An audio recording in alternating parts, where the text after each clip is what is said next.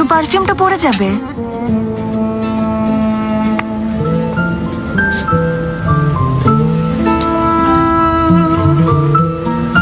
ভ্যানিলিয়া, কমলার ফুল আর চন্দনের নির্যাস। এটা বিদেশ থেকে পাওয়া উপহার হতে পারে। জামাটা দেখতে না চাইলে রেখে দিলাম।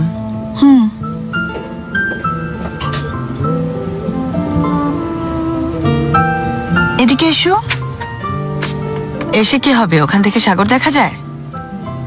তা যায় না, চোখ মেলে তাকানো যায়, শহরটা দেখা যায়। যথেষ্ট না? উপর থেকে তাকিয়ে থাকতে আমারও খুব ভালো লাগে, কিন্তু কাজ করার সময় না। এখানকার কাজ শেষ, এ ঘরে আমার দম বন্ধ হয়ে আসছে,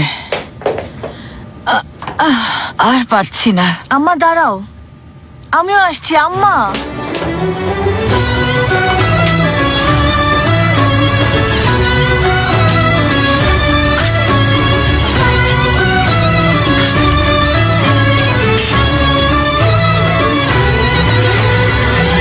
তোমার বাবা কি বাগানে?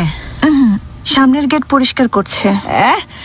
এখন সারা রাত পিঠের ব্যথায় কাতরাতে থাকবে, আর আমি কি করছি বলো? দেখো, একবার ভেবে দেখো তো, যদি কাল ওদের ফিরে আসার কথা না থাকতো, এই ফ্ল্যাটে কিছুতেই কাজ করতে আসতাম না। ওরা ঘুরে বেড়াচ্ছে আর আমাকে খালি বাসা পরিষ্কার করতে হচ্ছে। জানসুর পরীক্ষা শেষ, এই সুযোগে একটু বেড়াতে গেছে। না, সানেম ম্যাডামের বাড়িতে থাকতে ভালো লাগে না, সেটাই আসল ব্যাপার। তো কি হয়েছে? সারা বছর ব্যস্ত থাকে, একবার ঘুরতে যেতেই পারে। তোমাকে জিজ্ঞেস করা যাবে?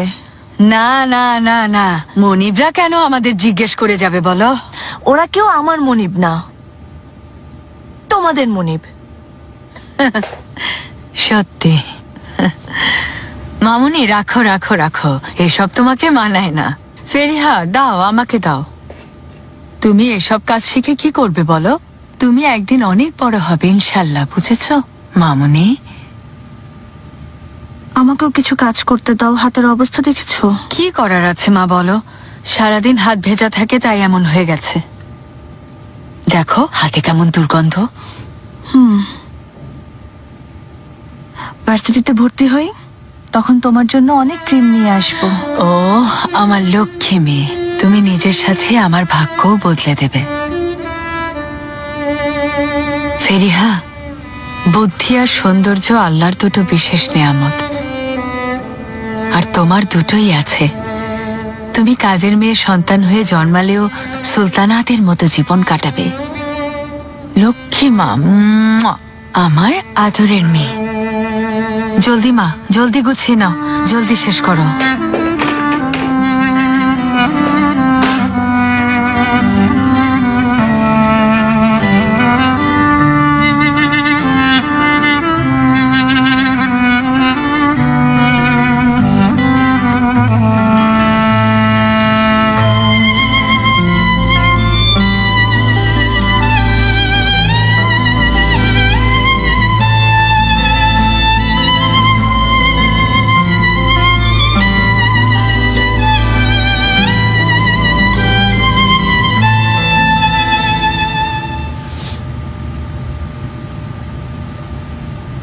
ফেরিহা, কোথায় গেলে? খেতে এসো।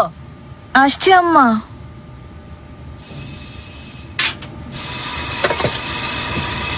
আরে একটু দাঁড়াও, জামা কাপড়ের কি অবস্থা করেছো? এসো। ভাইয়া কোথায়? ভাইয়া কোথায়? ভাইয়া ভেতরে। খোলো খোলো এগুলো, চলো হাত মুখ ধোবে চলো। 5-0 জিতেছি, 5-0। আরে বাহ, বেশ করেছো, এখন বসে পড়ো। না এখন বসো না, আগে জামা কাপড় বদলে নাও, জলদি হাত ধুয়ে এসো। কিন্তু তুমিও বসে পড়ো। হ্যাঁ বসছি আম্মা। নামাজ পড়ে এলে? হ্যাঁ পড়েছি। জানি না আল্লাহ তোমাকে কবে থেকে নামাজ পড়ার সৌভাগ্য দেবেন। কাজ করতে করতে সময় পাই কই বাবা। কাজ মনে হয় শুধু তুমি একাই করো। হ্যাঁ, দিনরাত আমি এই বাড়ির কাজ করে যাচ্ছি। তুমি তো নিজের কারণেই কষ্ট করছো। সপ্তাহে 3 দিন কেন সব পরিষ্কার করতে হবে? নোংরা হলে তখন পরিষ্কার করবে। এভাবে বলো না জেহরা, এটাই দায়িত্ব। হ্যাঁ, আমাকে দায়িত্ব বোঝাচ্ছে। দায়িত্ব পরিষ্কার রাখা, প্রতিদিন গিয়ে অত ঘষা মাজা করা না।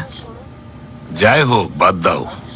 আচ্ছা, ঘুমানোর আগে ব্যথার মলম দিয়ে আমাকে একটু মালিশ করে দেবে? আচ্ছা, করে দেব। মেহমেদ, খেতে বসার আগে ময়লা হাতটা ধুয়ে বসতে পারিস না? আল্লাহ আল্লাহ, সমস্যা হচ্ছে ফেরিয়া ম্যাডাম। এই ময়লা হাতেই আমি রোজগার করি, বুঝেছিস? গাড়ির কালি, এটা পুরোপুরি পরিষ্কার হয় না। এখনই আমার হাতের দিকে তাকালে ওর ঘেন্না হয়। কি যা তা বলছিস তুই? ময়লা হাতে তুই রুটিটা ধরেছিস বলে কথাটা বলেছি। তোর হাত ময়লা থাকলে আমার কি? বললাম তো হাতে ময়লা নেই, কালিটা পরিষ্কার হয় না। তাহলে চুপ থাক। তওবা তওবা, যমজ ভাই বোন নাকি জাতশত্রু বুঝতেই পারি না। খাবার টেবিল যেন এক যুদ্ধক্ষেত্র। খেতে বসে এত কথা বললে খাবারে বরকত থাকে না। 8 নম্বর ফ্ল্যাটের ওরা কবে ফিরবে? কে জানে, ওনাদের মন মেজাজের কোনো ঠিক আছে? দেখা যাবে কাল ওনারা ফোন করে বলছে আমরা আগামী সপ্তাহে ফিরবে। এই হলেন আমাদের সানেম ম্যাডাম। না, ওনারা কালই চলে আসবেন। কাল তো ভর্তি পরীক্ষার রেজাল্ট দেবে। হয়তো। তুই 8 নম্বরের খোঁজ ভালোই রাখিস দেখছি। ওদের কথা শুনলেই লাফ দিয়ে উঠিস। পিঠের ব্যথায় আমার আর খেতে ইচ্ছে করছে না। আমি গিয়ে একটু বিশ্রাম নিই, তোমরা সবাই খেয়ে নাও।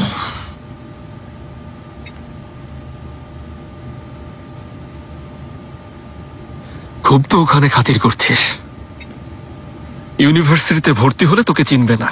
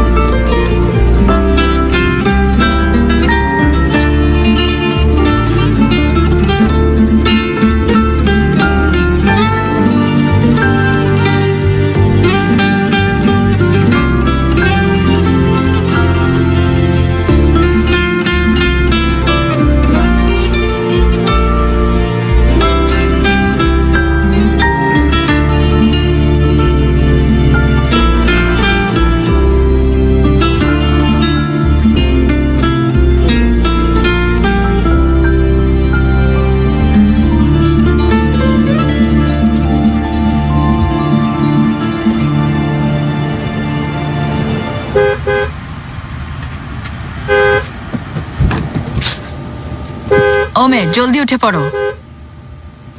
আহা, প্যা প্যা প্যা প্যা করে হর্ন বাজিয়েই যাচ্ছে। মনে করেছে গেটে কেউ ওনাদের স্বাগত জানানোর জন্য অপেক্ষা করে আছে। মেয়ের অবস্থা দেখেছো?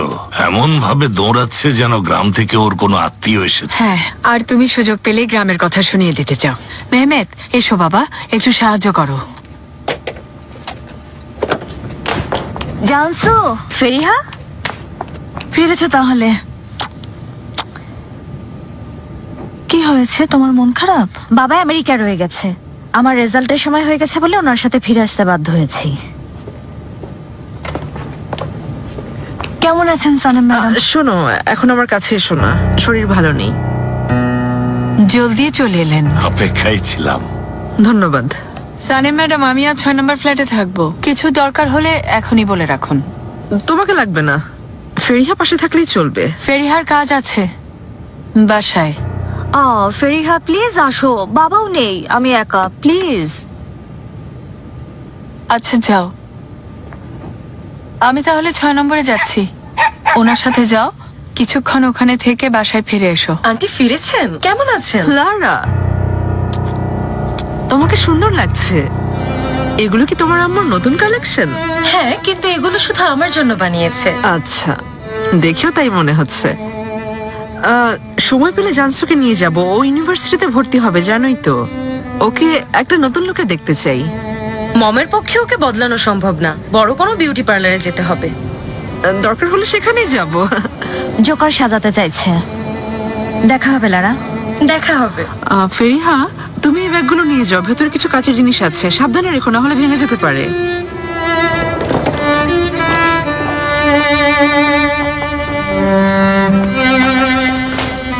আমি মহিলাকে আর সহ্যই করতে পারছি না। যেহেতু আমার জন্য ওনাকে ফিরে আসতে হয়েছে, এখন যদি কিছু হয় আমাকে কথা শুনতে হবে। ওনার কথা বাদ দাও তো, কালকের কথা ভাবো, ভার্সিটির কথা ভাবো। অনেকদিন এই সময়ের অপেক্ষায় ছিলাম। ও, তুমি দেখছি অনেক আত্মবিশ্বাসী ফেরিহা। মনে হচ্ছে তোমার মায়ের বলা প্রতিটা কথাই তুমি খুব বিশ্বাস করো। না, আমি নিজের উপর বিশ্বাস রাখি জানসু। এখন ভালো কোচিং এ না পড়ে চান্স পাওয়া কঠিন, তাই কথাটা বলেছি। দেখছো না আমার সৎমা আমাকে নিয়ে কত কিছু ভেবে রেখেছেন। আর তিনি আমার সফলতার সুযোগ নিয়ে আমার বাবার মন জয় করতে চান, বুঝলে?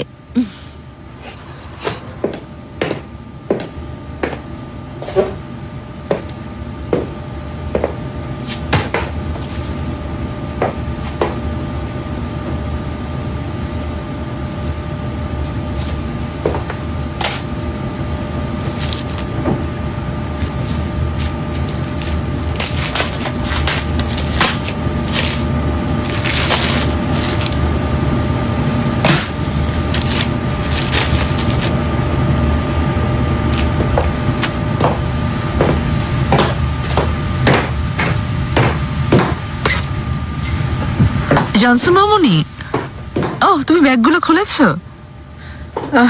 আমি আলমারি থেকে পুরোনো ড্রেসগুলো বের করে রাখছি। এখানে নতুন ড্রেসগুলো রাখবে, ঠিক আছে? যেগুলো পরবে না সেগুলো ফেলে দাও। ফেরিহা, নাও, এটা তোমার। অনেক ধন্যবাদ। যাওয়ার আগে তুমি আমাকে একটু সাহায্য করে যেও, আমি একা সবকিছু গোছাতে পারবো না। আচ্ছা।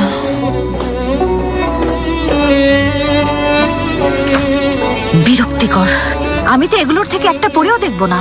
নিজে নতুন ড্রেস কিনবে সেজন্য আমাকেও জোর করে নিয়ে গিয়েছিল। পাগল বানিয়ে ছাড়বে আমাকে। এটা কিনেছে। ফেরিহা, তুমিও দেখো, কোনোটা পছন্দ হলে নিতে পারো।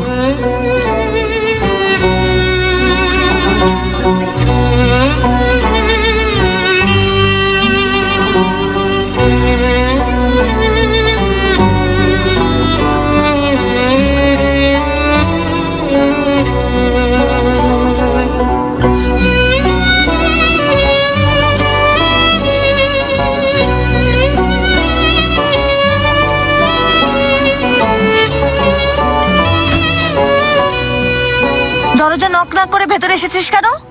অনুমতি লাগবে? এগুলো কি? আমার জামা। তুই এসব জামা পরে কোথায় যাবি? দে, এগুলো জানসু আমাকে দিয়েছে।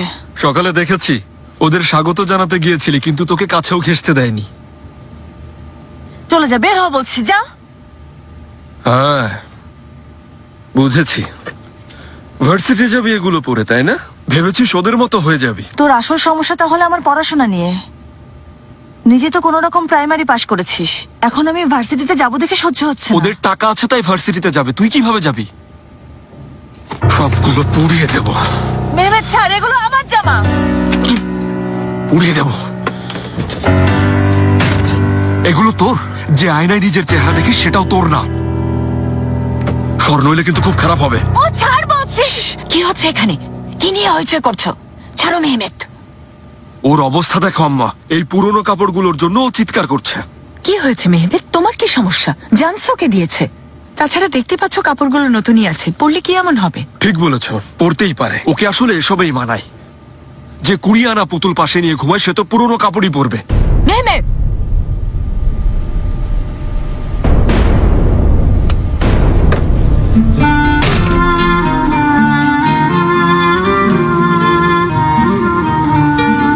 শোনো মামুনি, মন খারাপ করো না। ছেলেরা এমনই, ওরা তোমাকে বুঝতেও চাইবে না, আবার নিজের দুর্বলতাও মেনে নেবে না। এটা সুন্দর না? খুব মসৃণ। এমন জামা তোমার বংশের কেউ চোখেও দেখেনি। ছোটবেলায় কেউ পুরনো জামা দিলে সহজেই পরে নিতাম। এখন বড় হয়েছে, মানতে কষ্ট হয়। আমাদের কষ্টের দিন খুব শীঘ্রই কেটে যাবে ইনশাল্লাহ। ঠিক আছে মা, তুমি কেঁদো না, কেঁদো না। থাকো মা, বাবা আসবে। গুছিয়ে রাখো, এমন কোথাও রাখো যেন কারো চোখে না পড়ে। মেহমেদ, একটু দাঁড়াও, কথা আছে। কি বলবে আম্মা, কি বলবে? ফেরিহা ছাড়া তোমার কাছে আর কারো কথার কোনো গুরুত্ব আছে? কি ভেবেছো আমি চাই ও অন্যদের পুরনো জামা পরুক? ফেরিহা এসব ইচ্ছে করে পরে? হ্যাঁ, ওই গ্যারেজার আমাদের এই খুপড়ি ছাড়া তোমাকে কি আর কোথাও যেতে হয়? কিন্তু ফেরিহাকে যেতে হয়, সেজন্য এসব লাগবে। এসব স্বপ্ন আম্মা, দিবা স্বপ্ন। ওর ভবিষ্যৎ কি হবে, আমাদের ভবিষ্যৎ কি হবে ভেবে ভয় হয় না? মেহমেদ, স্বপ্ন দেখতে ভয় পেও না। তুমি নিজেও স্বপ্ন দেখো, অন্যকেও স্বপ্ন দেখতে দাও। একবার নিজের না পাওয়াগুলো নিয়ে ভাবো।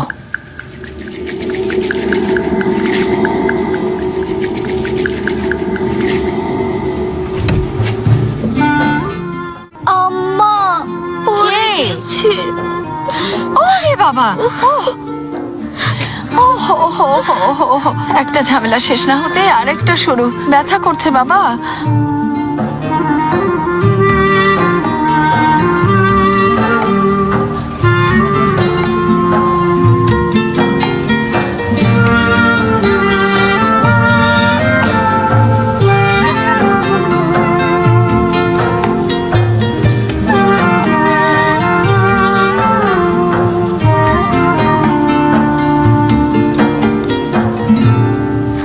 Söyledim dinlemedi beni. Halbuki suç çok ağır değil. Öyle. İşte ondan sonra ben ne söyledim? সন্ধ্যার পর মেয়েটা একবারও ঘর থেকে বের হয়নি। নিশ্চয়ই কিছু হয়েছে জেহরা। ও আসলে খুব দুশ্চিন্তায় আছে, কাল রেজাল্ট দেবে তো তাই। Halbuki suç çok ağır. না না, আমি জানি মেহমেতের সাথে ঝগড়া হয়েছে। আহা, ওরা ভাই বোন, আর ভাই বোনের মধ্যে ঝগড়াঝাটি হতেই পারে, এটা তেমন কিছু না। মেয়েটি ইউনিভার্সিটিতে ভর্তি না হতেই অশান্তি শুরু হয়ে গেছে। এদিকে আমাদের ছেলেটা কোন রকম প্রাইমারি শেষ করেছে, আর মেয়ে যাবে ইউনিভার্সিটিতে। হ্যাঁ, এটাই দেখার বাকি ছিল। এ কথা বলে কি বোঝাতে চাইছো? ছেলে পড়াশোনা করেনি বলে মেয়েও পড়াশোনা করবে না? শোনো, যতটুকু দরকার সেটুকু পড়েছে। ইউনিভার্সিটিতে না পড়লে কি এমন হবে? এখন বিয়ে দিয়ে দিলেই হয়। ওই কথা মুখে আনবে না রিজা সাহেব। আমার ফুলের মতো মেয়ের জীবন নষ্ট হতে দেব না। আমার মেয়ে অবশ্যই পড়াশোনা করবে, ভাগ্য নিজের হাতে গড়ে নেবে। তওবা তওবা, এত অহংকারী কথা বলো না। কেউ নিজের ভাগ্য বদলাতে পারে না, সবার ভাগ্য লেখা আছে। আমাদের দেখো, কত বছর বয়সে আমার কাছে এসেছিলে। হ্যাঁ, সেই কিশোরী জেহরা, আনারি জেহরা। ছোট্ট বলে তখন তোমাকে বিয়ে না দিলে এখন তুমি কোথায় থাকতে? হ্যাঁ, আমাদের সময়ে সমাজটা কুসংস্কারে ভরা ছিল, কিন্তু ওর সময়টা ভিন্ন। রিজা, জানালা দিয়ে একটু বাইরে তাকিয়ে দেখো, আমাদের সময় সবকিছু এমন ছিল। যাই হোক, বাদ দাও। আমি পড়তে তো না করিনি, ওর ভাগ্যে যা কিছু আছে তাই হবে। ভর্তি হলেও সমস্যা, না হলেও সমস্যা। আমি বিষয়টা সহজভাবে নিতে পারছি না জেহরা। সবার জন্য যেটা ভালো হবে তাই হোক।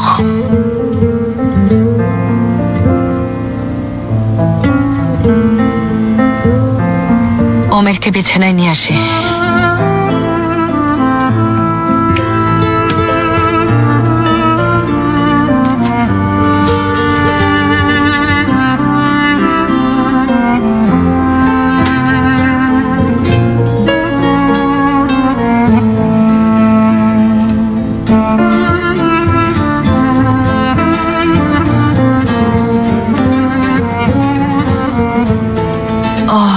মামুনি আমার, আমার রাজকন্যা,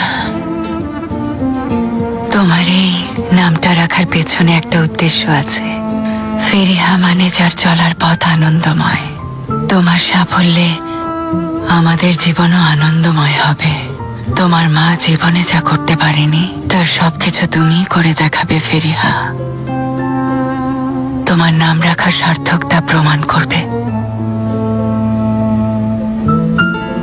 ঘুমাও মা, ঘুমাও সোনা, ঘুমাও লক্ষ্মী।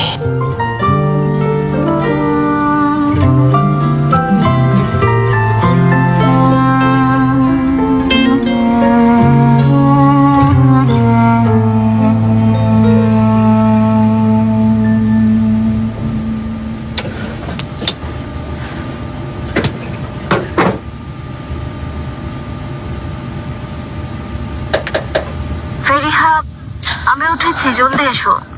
এখনই আসছি। আমি যাচ্ছি। যাও মা, যাও যাও মামুনি, আশা করি সুখবর নিয়ে আসবে, চিন্তা করো না। ফেরিহা, এখানে কপালে যা লেখা আছে তাই হবে, বুঝেছো মা?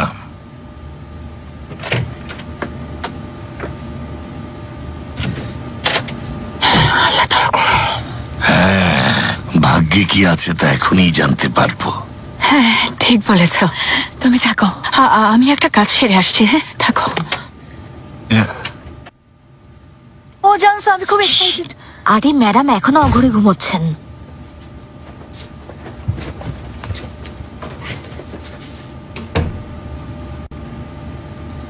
ওহ, এখনো কেন ফোন করছে না? কে? বাবা বলেছিল সময় মতো ঘুম থেকে উঠে আমাকে ফোন করবে। তাহলে অবশ্যই করবেন, কারণ তোমার উপর ওনার আস্থা আছে। দেখবে একটু পরেই ফোন করেছেন।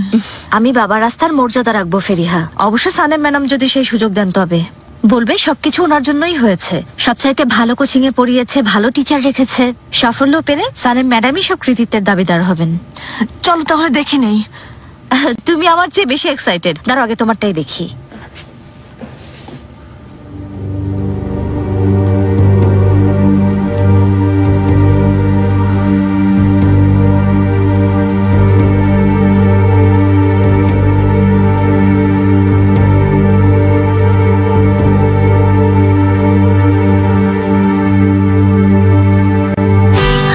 বিশ্বাসই হচ্ছে না, সত্যি বিশ্বাসই হচ্ছে না। অনেক অনেক অভিনন্দন ফেরিহা। জানসু, কোথায় চান্স পেয়েছো? ফেরিহা চান্স পেয়েছে, তার উপর সর্বোচ্চ নম্বর পেয়ে। অনেক অভিনন্দন। এখন নিজেরটা একটু দেখে নাও না।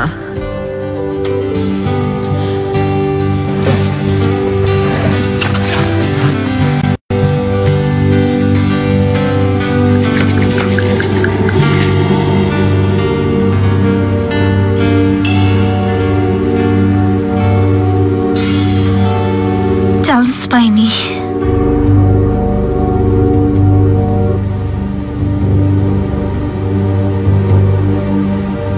এখন কি হবে? আমি চান্স পাইনি।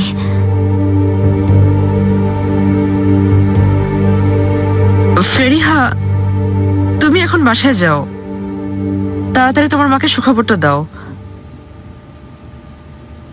আবার অভিনন্দন জানাচ্ছি।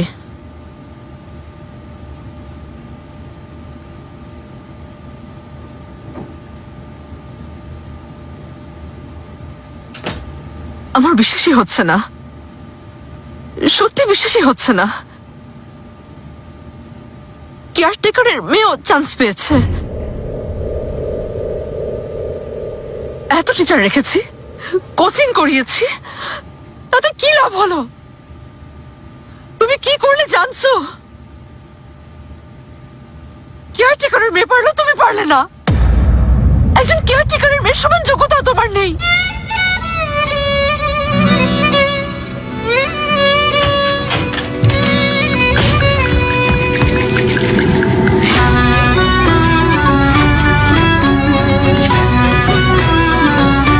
মনে হয় এসে পড়েছে।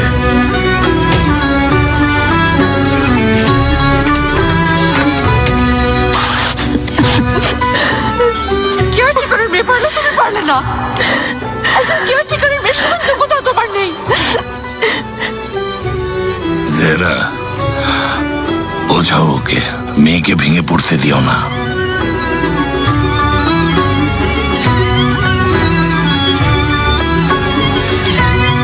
জেরা,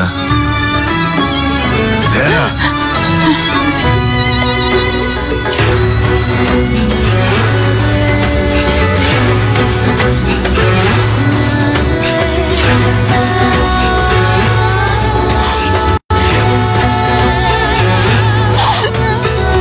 আমি কেয়ারটেকারের মেয়ে না, ফেরিহা। আমি ফেরিহা।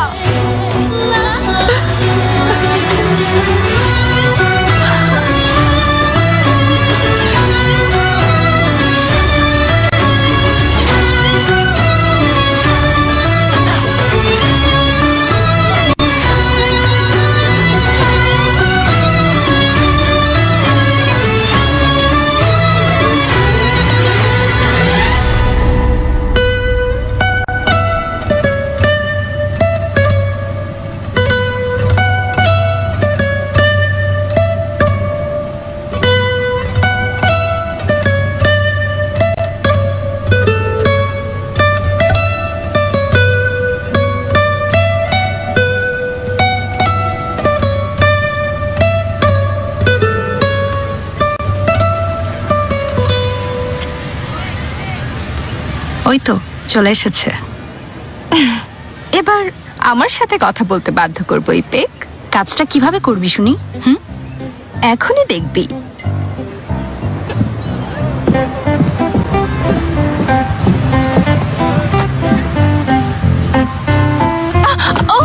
ক্ষমা করে দেবেন, আমি সত্যিই দুঃখিত। আপনি এখানে আছেন খেয়ালই করিনি। সে যাই হোক, আমি এসরা। কোনো সমস্যা নেই।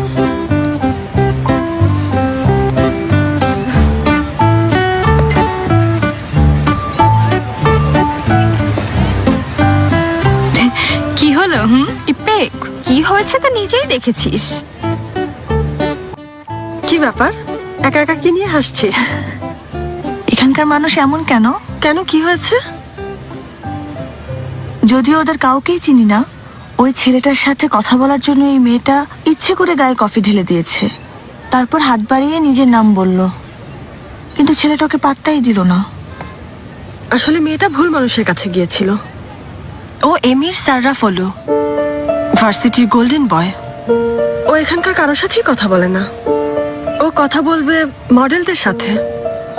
ওর বাবা হচ্ছে ইস্তাম্বুল শহরের রাতের সম্রাট, আর এমির হলো তার সাম্রাজ্যের উত্তরসূরি। ড্রেস বদলানোর মতোই গার্লফ্রেন্ড বদলায়। তুই ওকে প্লে বয় বলতে পারিস। দেখ, এমিরের সামনে যে মেয়েটা বসে আছে ওর নাম হান্দে। ওর পরিবার আমেরিকায় ব্যবসা করত, সম্প্রতি দেশে ফিরে এসেছে। আর পাশের জন কোরাই, ওর বাবা সংসদ সদস্য, অনেক প্রভাবশালী। দূর থেকে ওদের আসল চেহারা চেনা যায় না। ওরা হাসাতে না পারলেও তোকে কাঁদাতে পারবে। এক কথায় ওরা উপরতলার মানুষ। মানে এদের সাথে চলার জন্য শুধু ধনী হওয়াটাই যথেষ্ট না। ফ্যামিলি ব্যাকগ্রাউন্ড না দেখে ওরা কথাও বলে না। আরে বাদ দে, গত রাতের কথা রেখে আজ কি করব সেটা নিয়ে ভাব। এমির বসের সাথে যাব, এত ভাবার কি আছে? না, আমি বাসায় গিয়ে ঘুমাবো। তোরা যা করতে চাস কর। তোকে ছাড়া কিভাবে যাব? আমাদের বসই যদি না যায় তাহলে আড্ডাটা জমবে। বন্ধু ঠিক আছে, আজ না হয় ওকে ছেড়েই দে, হয়তো কাল সারা রাত জেগেছিল। তাহলে আজ রাতে তোদের বাংলোতে কিভাবে যাব বল? ভয় নেই বন্ধু, যেতে পারবি। আমি কেয়ারটেকারকে বলে রাখবো, তোদের কোনো সমস্যা হবে না। তাহলে আমি এখন উঠি, খুব টায়ার্ড লাগছে। তাছাড়া গাড়িটাও রাস্তায় পার্ক করে এসেছি।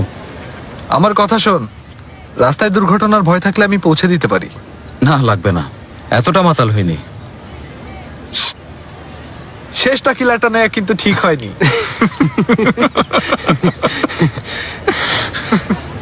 কথা শোন, গত রাতে কোথায় ছিলি তোরা? এমির কি করছিল? মেয়েটা কি পরিচিত কেউ? এখনো সব বাদ দে তো, আমি উঠছি, ঠিক আছে? পরে দেখা হবে। কোরাই? হান্দে, তেমন কিছুই হয়নি।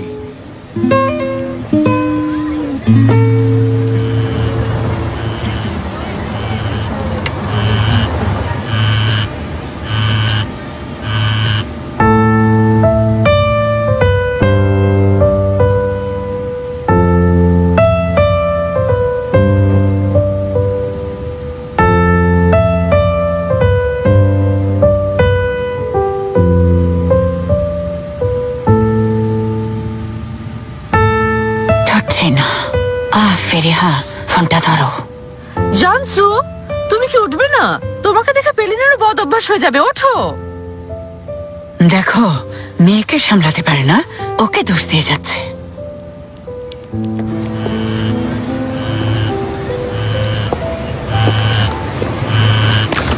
হ্যালো। হ্যালো ফেরিহা, বলো আম্মা। তুমি ফোন ধরছো না কেন? এই মাত্র ক্লাস শেষ হলো। আচ্ছা, এখনই রওনা হব। ঠিক আছে, রাখি।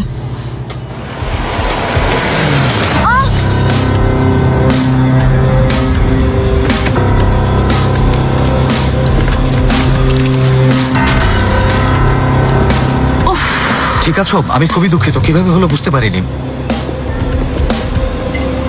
ভেঙে গেছে, আমি সত্যিই দেখিনি। সমস্যা নেই। ডক্টরের কাছে নিয়ে যাই? না, অনেক ধন্যবাদ, দরকার নেই। তাহলে চলো নতুন একটা ফোন কিনে দেই। আসলে আমার ফোনটা মেকানিকের কাছে, এটা সাময়িক। ধন্যবাদ। তাহলে আমি টাকা দিয়ে দেই। আমাকে টাকা দেয়ার তুমি কে শুনি? হ্যাঁ, তোমার ফোনটা ভেঙে ফেলেছি, তোমাকে টাকা দেওয়া উচিত। দরকার নেই। আমি সত্যি অনেক অনুতপ্ত। অনুতপ্ত না হয়ে গাড়িটা আরো সাবধানে চালাও।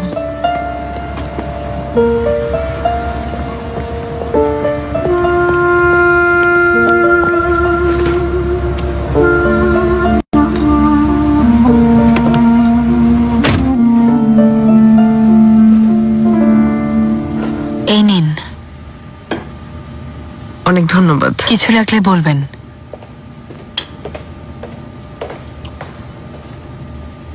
এত ভালোভাবে দেখাশোনা করেছি, এত ভালো টিচার রেখে পড়িয়েছি, নিজের মেয়ের মতো দেখে রেখেছি। ওর বাবা আমার উপর ভরসা রেখেছিল। হালদুনকে এখন আমি কি জবাব দেব? আমি তো চেষ্টার কোনো কমতি রাখিনি। ও যা চেয়েছে তাই দিয়েছি। বাবার উপর নির্ভর করে আর কতদিন? ভেবেছিলাম এবার ওর জীবনের মোড় ঘুরবে, কিন্তু যে সে চান্স পেল, কিন্তু হালদুনের প্রিন্সেস চান্স পেল না।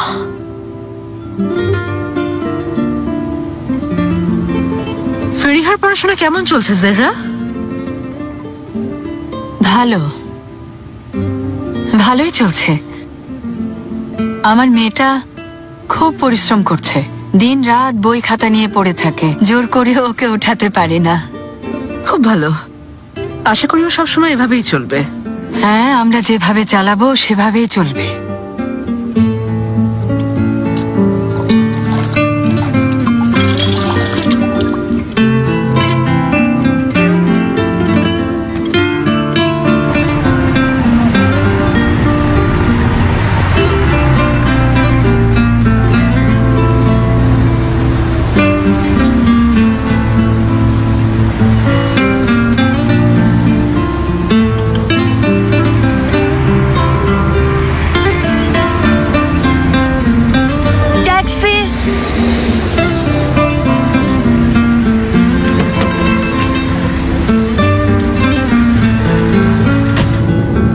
এতিলারে যাব। আচ্ছা আপা। এখানে রাখতে পারবেন? ইতিলারি না যেতে চেয়েছিলেন? দুঃখিত, এখানে একটু নামতে হবে।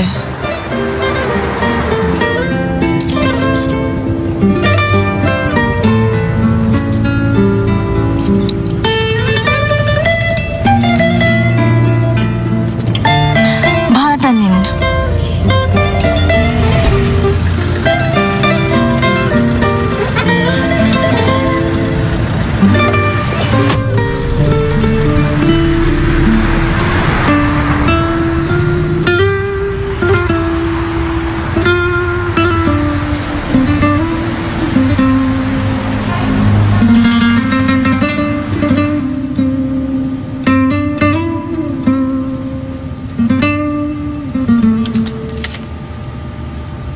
মারা গেছে, কাজ হবে না।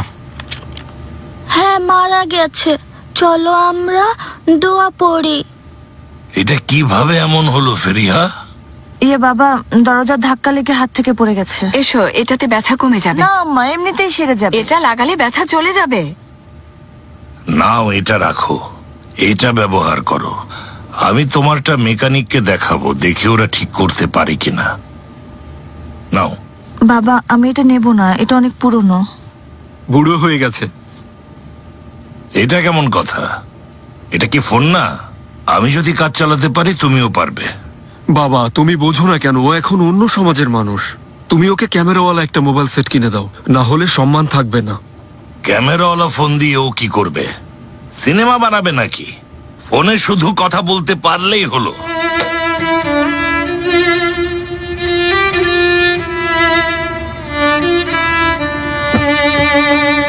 তোমার স্বভাব কখনো বদলাবে না মেহমেদ, সব সময় আগুনে ঘি ঢালো। এই তো মাত্র 3 মাস আগে তুমি ক্যামেরা ফোন কেনার জন্য কি করেছিলে তা ভুলে গেছো? নির্লজ্জ কথাকার।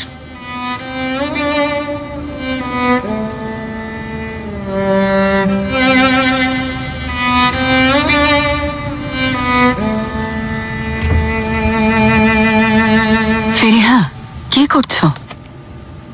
পড়াশোনা করছি আম্মা।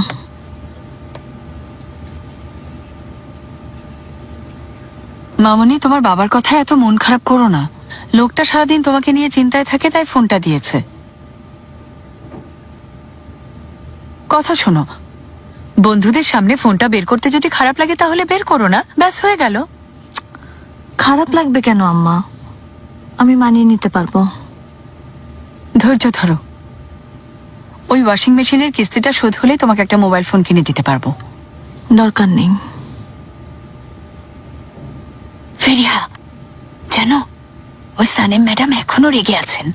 আর সারাদিন বকবক করছেন, বলছেন আমি নিজের মেয়েকে নিয়েও এতটা ভাবি না যতটা সৎ মেয়ে জানসুকে নিয়ে ভাবি।